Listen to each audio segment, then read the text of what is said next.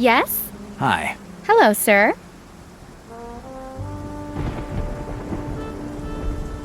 I reserved a book.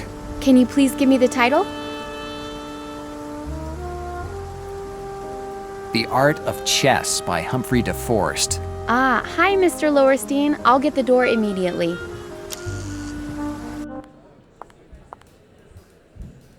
So is this how a bookstore's warehouse looks like? I have to start going to bookstores. It looks like they're less boring than what they say.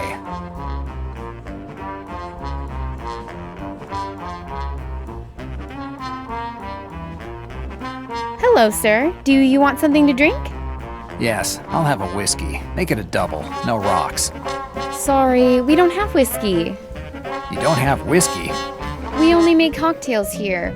We have more than 50, and they're all great. If I may, I'd suggest you order an orange gin. It's our best cocktail. I bet that's one of those cocktails that has an orange slice, ice, and a little umbrella. An orange slice, ice, and a nice little umbrella. I hate umbrellas when it rains, let alone in a drink. Forget about it. I don't want anything.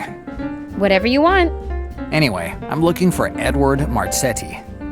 Ah, are you a friend of Mr. Marzetti?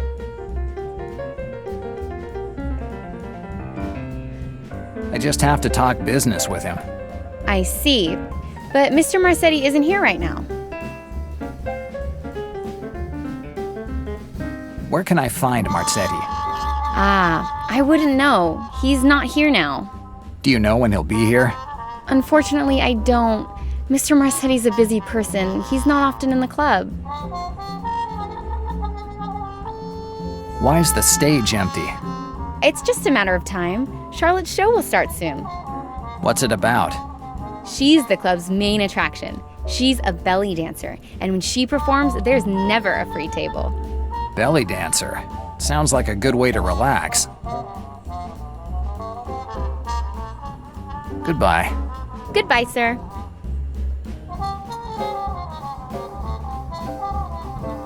Well, look here. That's Howard, the older beau of little Susan Weber.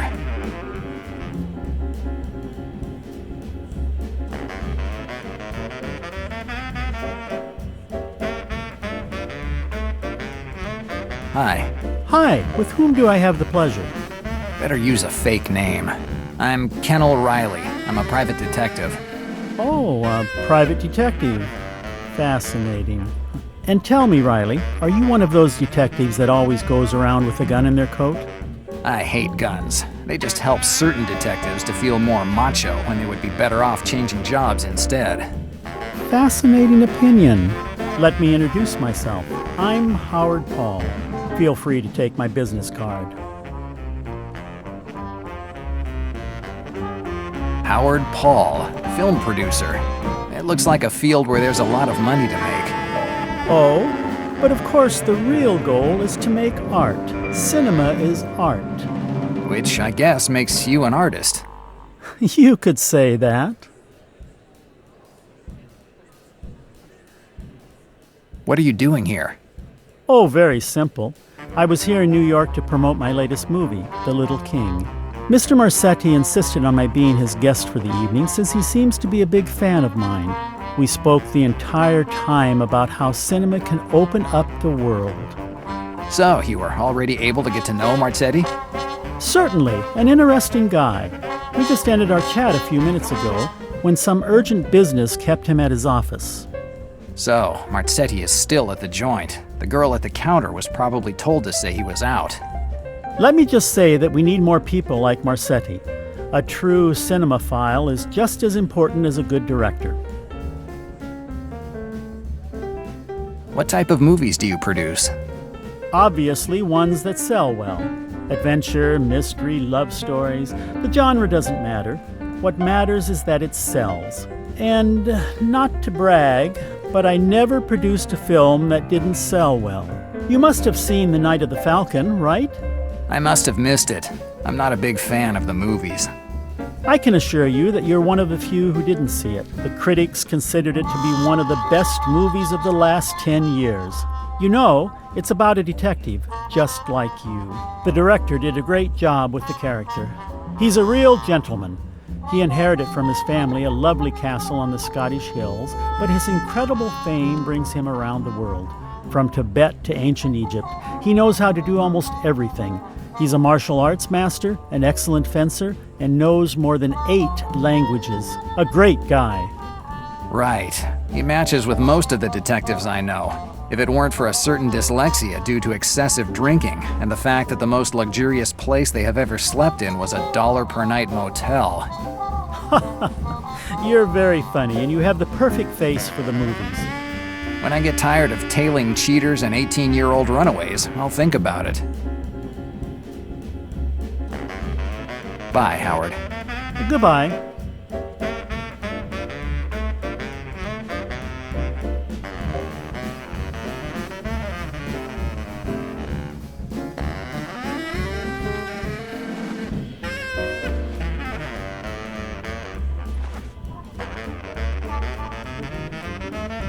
This is my business card. Howard Paul, film producer. Wow, you're a producer? I would have never guessed it from the look of you. Right. A lot of people take me for an alcoholic ex-police officer. I don't mean to offend you, but I'd have said the same thing. How come you are here? I have to see Marzetti. I'm looking for some fresh faces, and I was told that he could help me. Well, if you're a producer, I guess you wouldn't bother Mr. Marzetti. He loves the movies. And maybe you might think of me if you have a part in one of your movies? Definitely. You have the perfect face for movies. Really? Certainly, and I know what I'm talking about. Going back to Marzetti, can you tell me where he is? Oh, yes. He's upstairs in the last room at the end of the hall. Take the stairs to the right of the bar. Thanks. No problem. Remember, think of me for your movies. Certainly.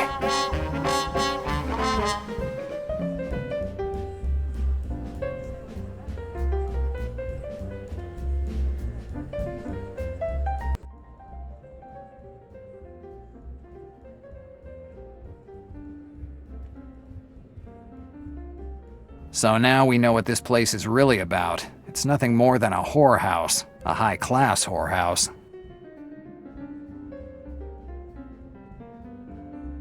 It looks like something was going on in this bed.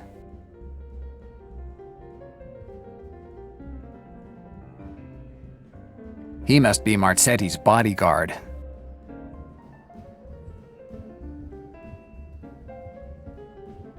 Hey, Beast, I want to talk to your boss. That grimace, his size. I've already met this guy. It's the same one that tried to take off my jaw at the port. For a second, I am frozen like a statue, waiting for him to clock me with one of those hooks. Then I think about it. The port was as dark for me as it was for him. He must not have recognized me. At least, not yet.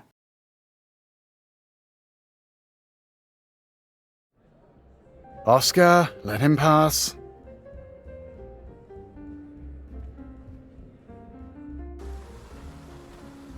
Come in, sit down.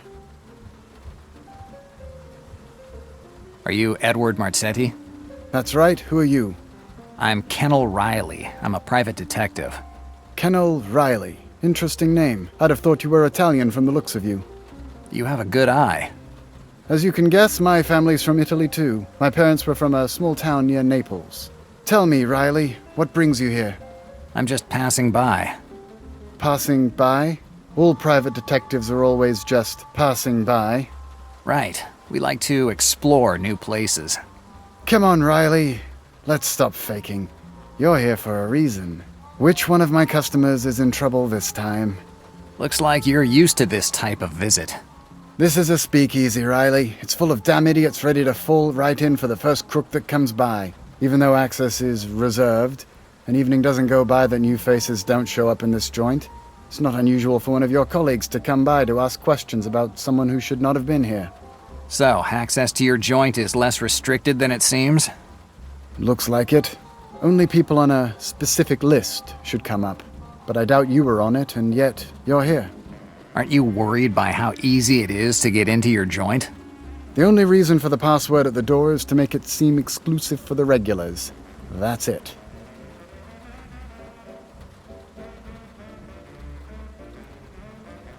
I heard you're a movies fan. I bet you've shared a few words with old Howard. That guy's a genius. You'd never think it to see him. He falls head over heels for the first woman he meets, but he has a nose for movies. He hasn't made a film that hasn't sold out. I'm sure that the directors might have some credit too. Nearly all of the scripts that he has funded were, on paper, on the edge of decency, but he knew how to make the most out of them. Helped out by his financial resources, of course, and he isn't short on them. Why did you invite him? I have money to spend lately, and I've decided to invest it in the movies. They seem to have a good business potential.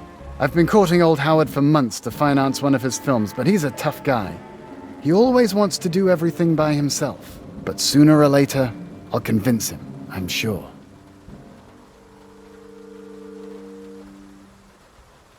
What do you do for a living? I have a few joints in New York and a couple in Los Angeles. I know that you started from Little Italy. I see you have been gathering information about me. I bought my first joint in the center of Little Italy called New Naples in honor of my hometown. There was still prohibition at the time, but with the right connections, it was easy to make money. The rest came on its own. You're self-made, as they say. I'm a rather determined guy, Riley. If I want something, I get it. Talk to me about the joint. It's one of the many joints where the New York haves come to have fun. They drink their cocktails, they hang out with a pretty girl, and the next morning they go back and wag their finger at alcoholism and prostitution as the main reasons why the city's going to the dogs. So, your position lets you stay above all of them? You could say that. Who do you believe governs the world? Those who have the power or those who know their secrets? Managing a place like this lets you have more power than the people who come here. That's right, Riley. You're a quick study. I do what I can. Ah, you're a great guy. Right. And you should see the tattoo of the Balinese dancer that I have on my right thigh. Bye, Marzetti. It's been a pleasure to talk with you, Riley. Come back to see me. I'll tell the bartender to let you in whenever you want. Just give your last name at the call box. You're not the kind of guy who lets a password get in his way.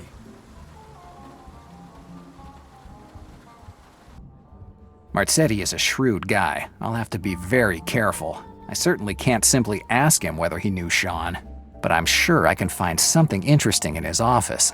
But how can I get in there without him being there?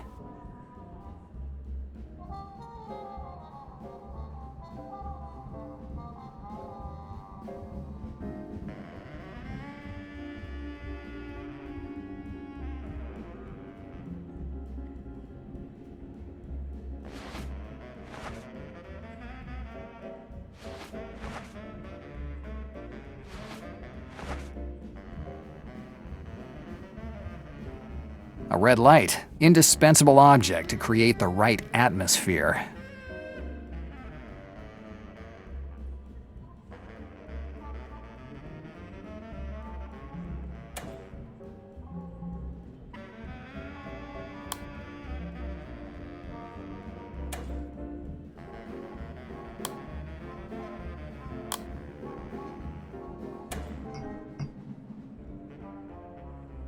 A red light bulb.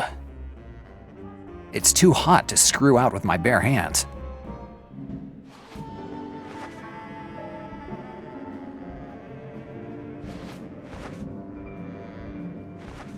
Yes, I should be able to unscrew it with a handkerchief without burning myself.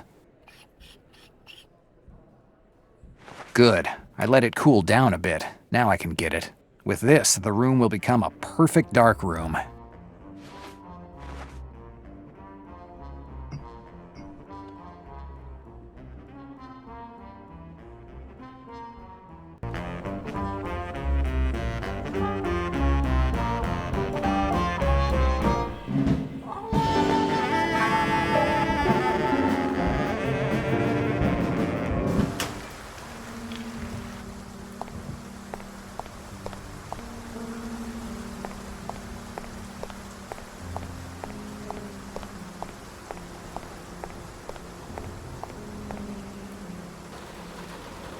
Ah, you.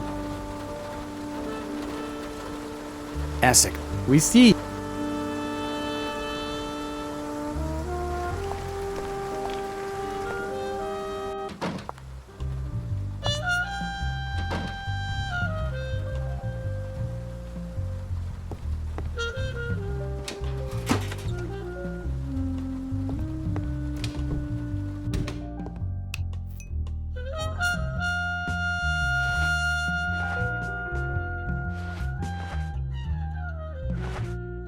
Yes, this lamp is perfect to get the right atmosphere that I need to develop photographs.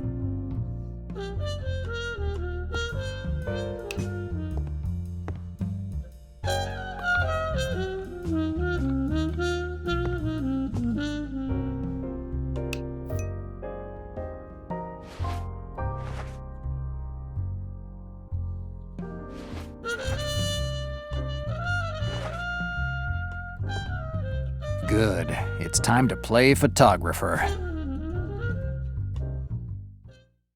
The magnifier shoots its light beam, focusing right on the photographic paper.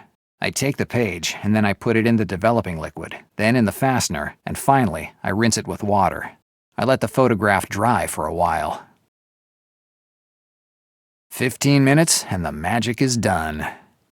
Now I have a nice picture of Howard romancing with Harvey Weber's stepdaughter.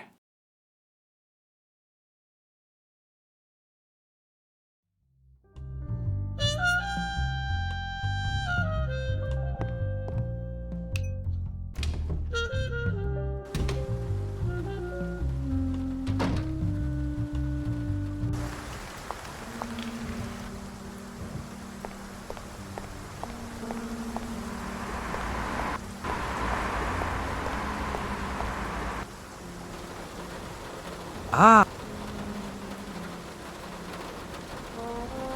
60. Oh.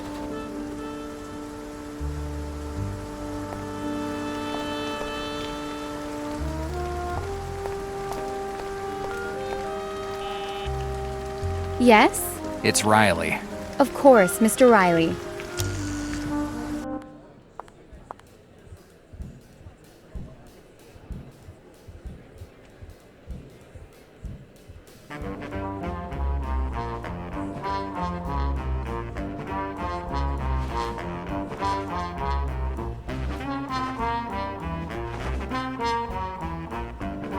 What do you say about these?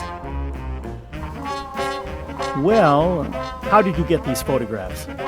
Unlike in your movies, in real life, a detective spends most of his time trailing cheats or butlers with a nimble hand. I don't usually run into dead bodies or take exotic trips. Did you follow me to blackmail me? I'm not a blackmailer, but it looks like we have a common acquaintance, Ms. Weber. Susan? Right, Ms. Susan Weber. Howard looks like a pretty impressionable guy. I'll have to change slightly the reason why Harvey Weber hired me.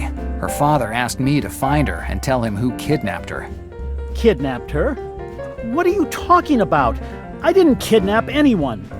You don't have to tell me that. Tell Mr. Weber. He's a 6-foot-tall, 200-pound butcher. Not exactly the type of guy whom you can calm down by talking about the movies, especially if you got up close and personal with his daughter.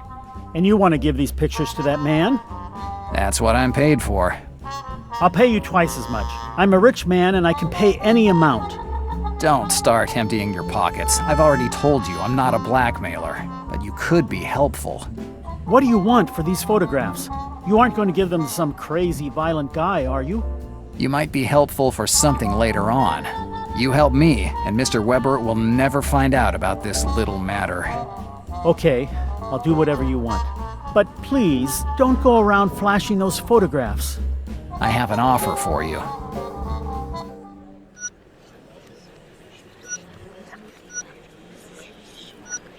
It looks like you're in the good graces of Marzetti, and that could be helpful. I don't get it.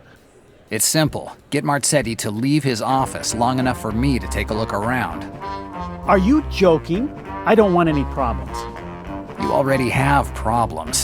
Having an affair with Mr. Weber's daughter wasn't a great idea, but if you do as I say, you won't have any problems.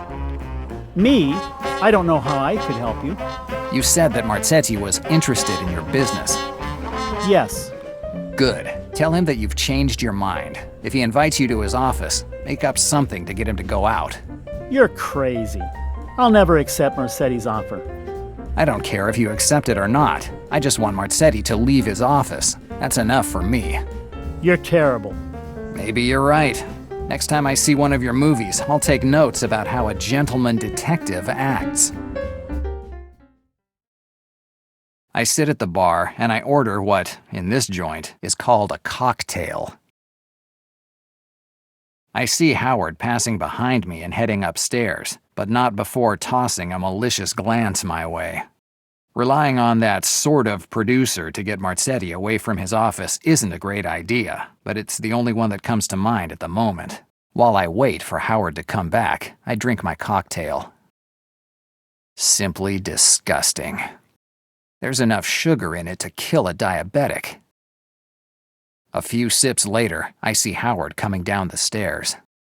This time, Marzetti and his bodyguard are with him.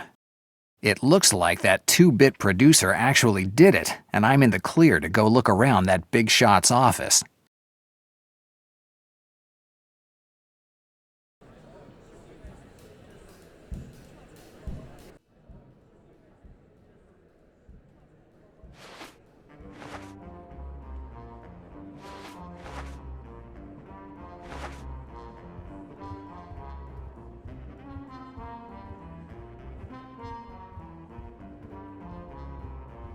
I'd say it's the only way I can get in.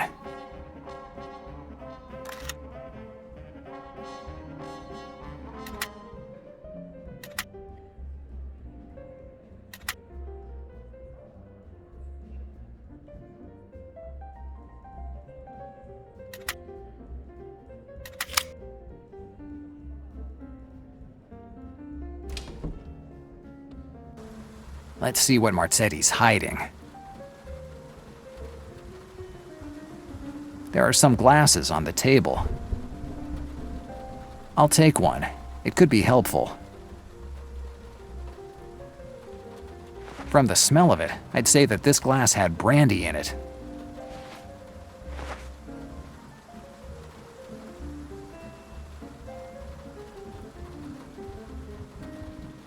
Some spears and a shield. I don't need a degree in anthropology to figure out they come from Africa. And this totem definitely takes the cake for the most garish thing in this place. I wonder how they could pick out something like this. That's an odd thing to keep on a desk. This series of discs doesn't seem like a simple knick-knack.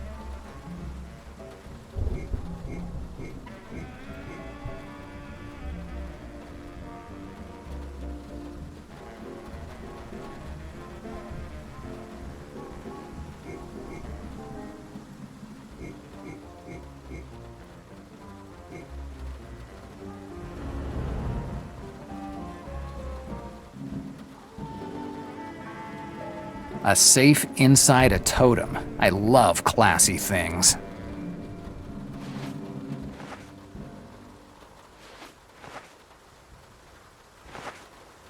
No clue. At least none that makes any sense.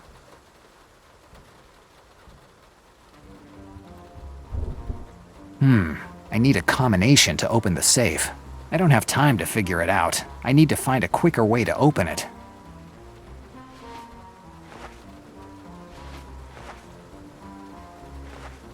Good idea. I can use the glass to hear when the cylinders of the lock click.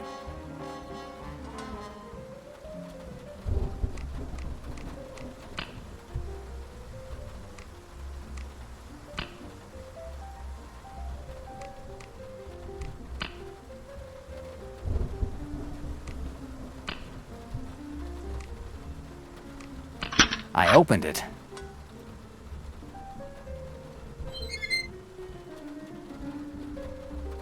These wads of cash are making me think that I'm in the wrong line of work. I'll take a wad. I'm sure it's dirty money, but it's better off in my pocket than in Marzetti's. Yes, I'll take it.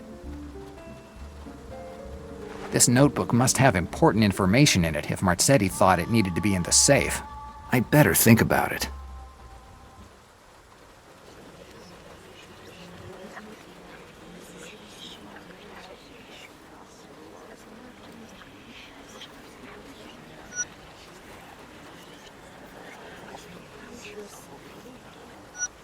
Yeah.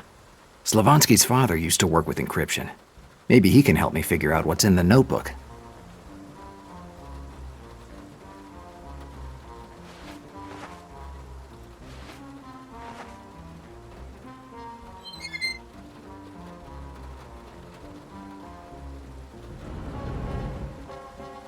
I don't understand these idiot producers. First he wants to talk business downstairs, and then he changes his mind.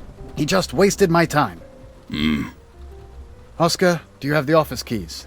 Damn it, I must have left them on Howard's table. I'm going to get them. You, stay here. Dannazione! Howard didn't keep Marzetti away for even 10 minutes. I have to find a place to hide right now. Yes, a closet is a good place to hide.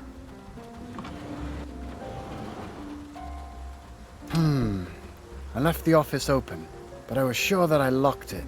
Oscar, make sure no one disturbs me. I have to make an important call.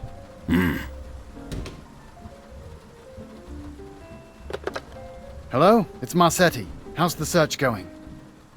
You had more than 2 hours and you still didn't get anything? And who is this guy? Jack Del Nero. A private detective. Let me guess. Is he Italian? How do I know? Simple. That guy was here until 5 minutes ago. He obviously gave me a fake name. Maybe he's still in the joint. I'd better go with Oscar and ask this guy a few questions. No way! We gave you more than enough time to take care of this and you failed. And now we'll take care of it. Oscar! Let's go. We have to talk to our new friend.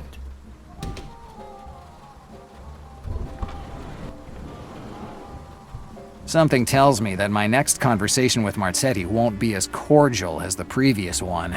I'd better get out of here.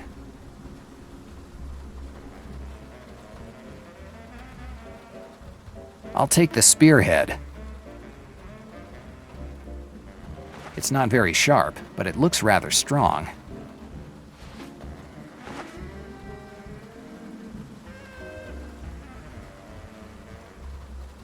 These windows open onto a sort of terracing.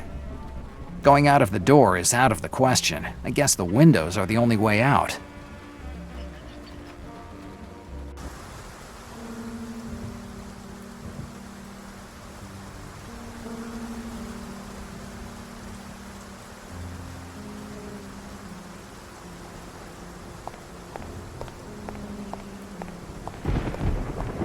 Beyond this signboard, there are some fire stairs. If I could only find a way to reach them, I could get out of here.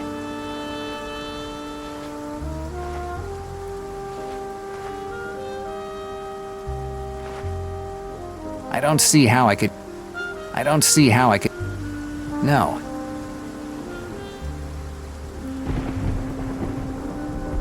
The mounting of the sign to the wall doesn't seem to be in too good condition.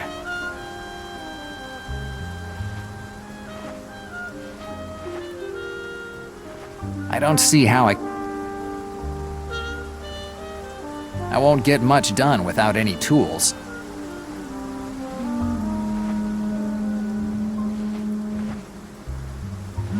No clue. At least...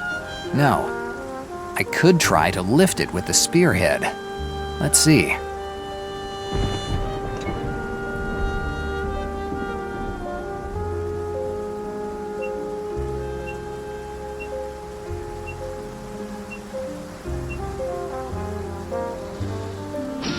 I doubt Marzetti will like this. I was never a big athlete, but I don't have a choice. Just like a cat, my muscles contract, and my arms work as counterweights as I get ready to jump. A not so young anymore cat with an alcohol problem and lungs full of tar. Now is not a good time to indulge in self-criticism.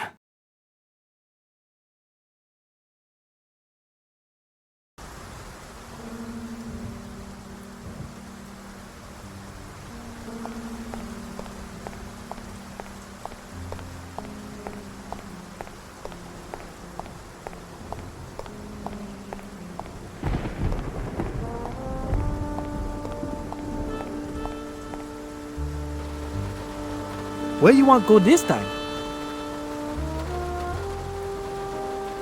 Essex Street, Lower East Side. We see.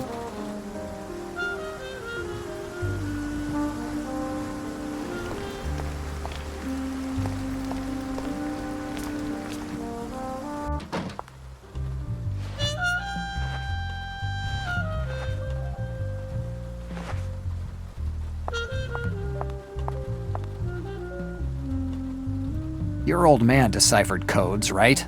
Da. Can you decipher this notebook? Del Nero, deciphering skill isn't something you inherit. I never had my old man's passion for codes, and I never mixed up with his job. So you don't have any idea about how I could read what's written in this notebook? I can tell you that most of the codes used to hide information are based on substitution cipher, also known as Caesar cipher. In fact, the emperor of ancient Rome used to code his messages using a cipher based on the shifting of each letter by one or more positions. If you assume that you shift each letter by one, then A would become B, the B would become C, and so on. If you find out what exact number is shift, you get information that you look for. It's easier than I thought. Before you say it, I suggest you try it. Slavansky, this is the first time since I've met you that I have a reason to think you're more than just a stingy landlord. Del Nero, maybe our relationship would change today, but don't think I won't toss you out on your ear if you don't pay rent. And don't you think that I'm going to start taking your threats seriously.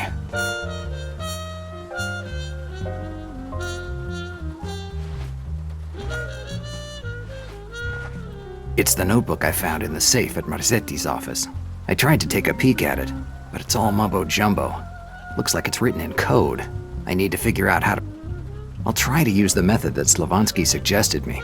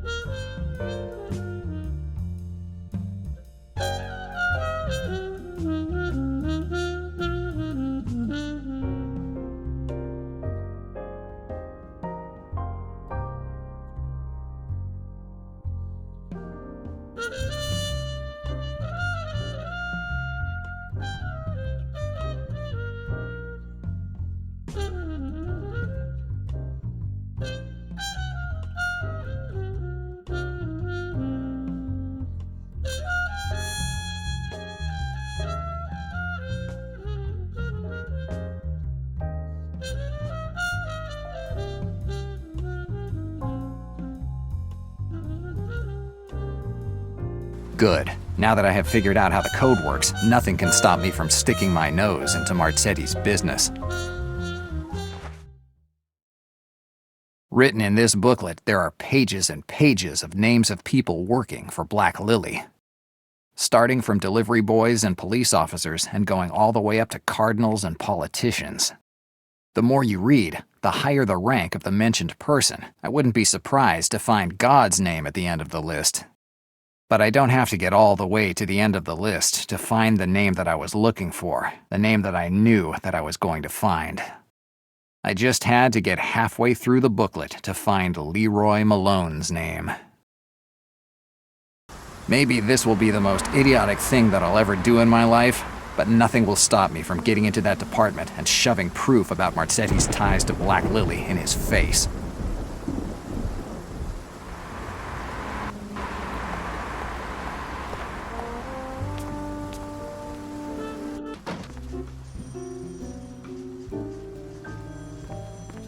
Hey, you.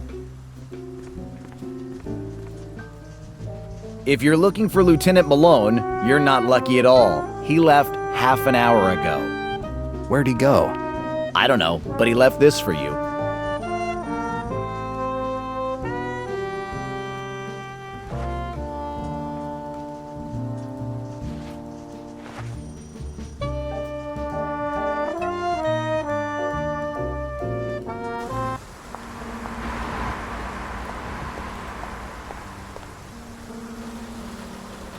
Let me guess. We have to go some... Essex Street. Whatever...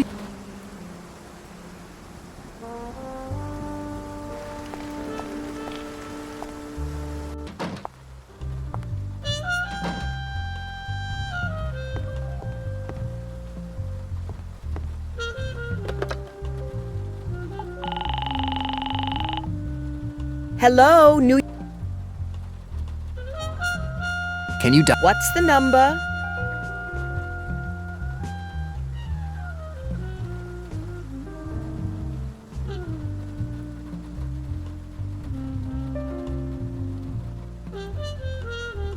Whatever you... Bye.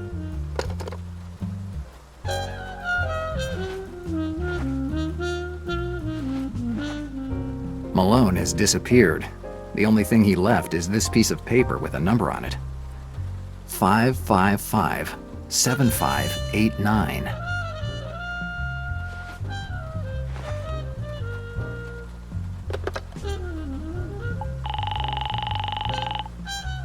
Hello? Can you... What's the number? 555-7589.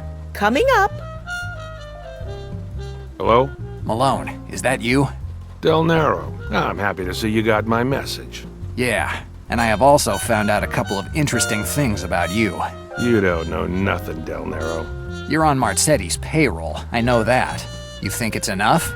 So go report me to the head detective. No, wait. Go tell the police chief in person. If you don't know their names, you can find them in that notebook you took from Marzetti. I see you know about the notebook. I was informed about it. Let me guess. You were the one that Marzetti was talking to when he realized that I wasn't just one of the many detectives passing through his joint. Looks like you listened to the telephone call. Yeah. Del Nero, this is too big for you. This isn't some jealous wife who kills her husband or some rich guy knocked off because of a will. Get out of the city. Take the girl with you if you want, but disappear forever. Thanks for the advice, but I intend to get to the bottom of this. Why did you do it? It's certainly not to get justice for your old pal McLean. Could be. After all, he gave his life to protect a kid. I think he deserves it. I didn't take you for such a sentimental guy. Everyone has his defects. Del Nero, if you really want to know what's going on, be at Ellis Island in a half an hour, and I'll tell you everything. Ellis Island? Who's to say it isn't just a trap? No one, but I'm sure you'll be there. You're a guy who's more curious than careful. Ellis Island. Half an hour. Don't be late.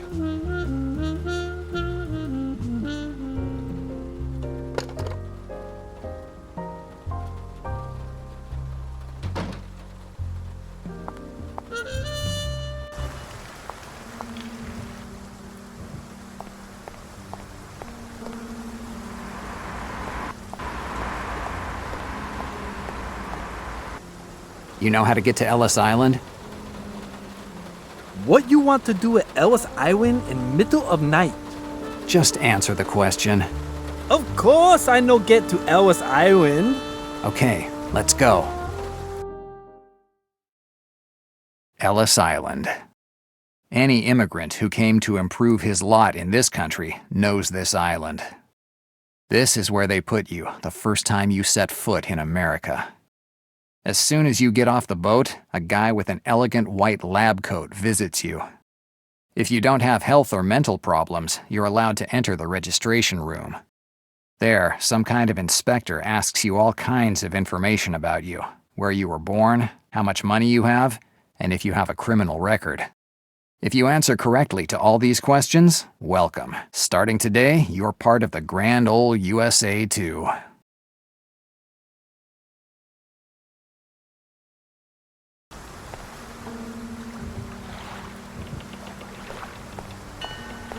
The Statue of Liberty. When I got to New York, it was the first thing I saw. A powerful and proud woman with a torch full of hope, shining her light on the entire world. But today, that hope has turned into melancholy. Melancholy for everything we could have become in this country, but didn't.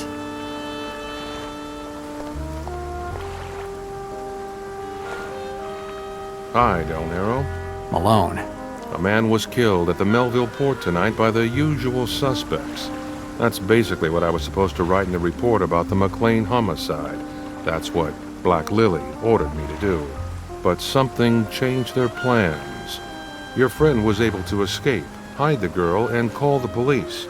And if that weren't enough, he decided to call you too.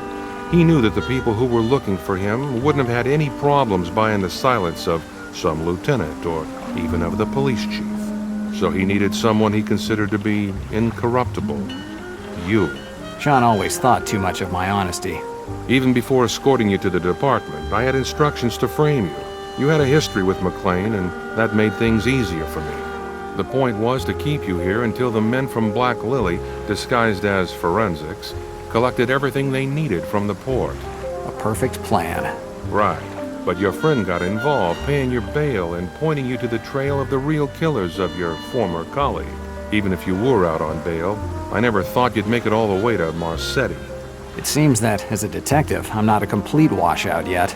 And it also seems that you are not as honest as the award hanging in the police department affirms with so much pride. Well, that isn't just a simple award, Del Nero. It's a promissory note on my soul. Explain that. I received that award from Mayor Weston for having caught Samuel Cutter, the former boss of Black Lily here in New York. Yes, I know the case. And I'm also smart enough to understand that not everything is as rosy as it seems. Cutter wasn't well seen, and the organization didn't like it. They knew that with the public opinion against them, getting control over the city wouldn't have been as easy as it had been in the past. So they decided to get Cutter and all the people connected to him arrested. At least, that's what they wanted the people to believe in. Actually, the only ones who ended up in the slammer were simple collaborators and a few small-time crooks. In some cases, even regular folks who for some reason had a debt with them. Patrick Olson. Well, he was one of the many. Malone, why are you telling me this story? Because you are my only chance at redemption, Del Nero, at least in part for everything I've done over the years. Do you think that by letting me live, I'll destroy an organization like Black Lily? Malone, I'm a private detective, not a superhero in a kid's comic book. Well, I'm not expecting anything from you, Del Nero. But given how the organization is persisting on looking for the girl, I guess she's got to be pretty important to them. And if they can't find her, maybe something might change. They'll get rid of you as soon as they figure out what you're doing. If that's how things are supposed to go, let them. What are you planning to do now? Nothing. I'll just wait and see what happens. And there's no better place to do that than in front of a huge statue that symbolizes justice. Whatever you want. Well, good luck, Del Nero. May destiny smile on you. I don't believe in destiny, Malone. I'm sure. I leave Malone with his thoughts and go away. Maybe his advice to get a change of scene isn't as bad as it seems. Maybe that's what I should do. I should disappear. All of a sudden, a hiss interrupts my thoughts, and then silence again, a silence full of death. Malone crumples over as if he were without a skeleton, a limp body that hits the floor. Then a second hiss. A sharp pain in my neck. I fall on my knees. My muscles aren't responding to me. Anesthetic. My vision starts to get cloudy. I fall into darkness.